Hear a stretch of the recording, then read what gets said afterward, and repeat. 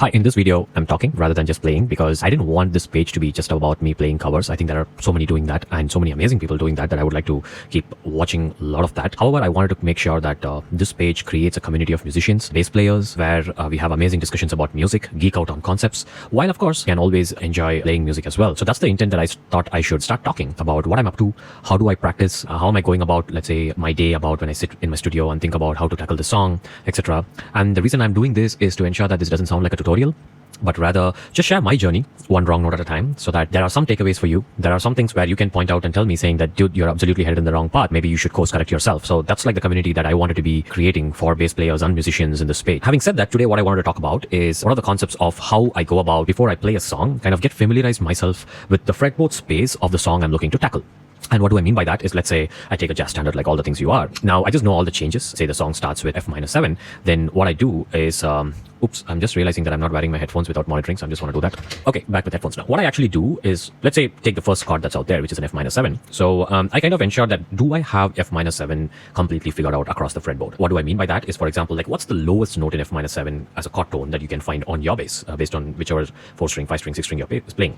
And for me, it will be a C, which is like the 5th, right? So then what I try to do is start from there and go up the fretboard and come back of just F-7 arpeggio. So how I go about that is something like this.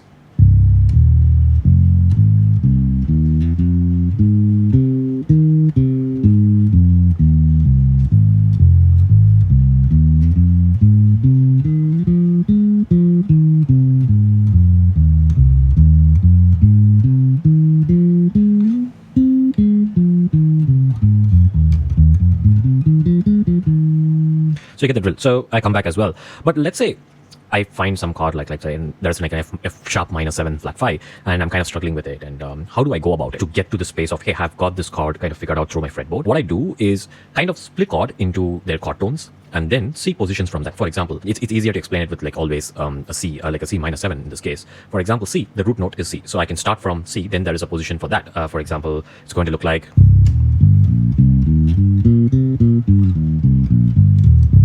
right, so that's position number 1. Then I can start from flat 3, which is going to be my position number 2, something like,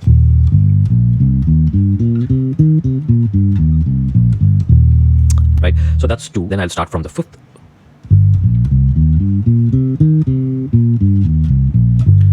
and 5th alone has another position where either I can go starting with my pinky or starting with my first finger, something like,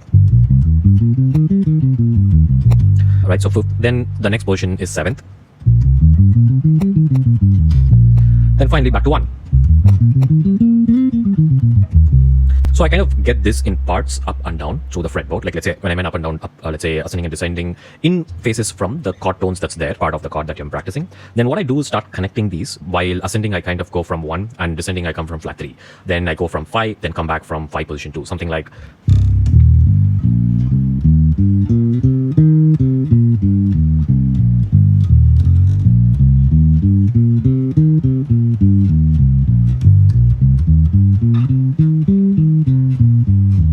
now I'm in 7, then back to 1.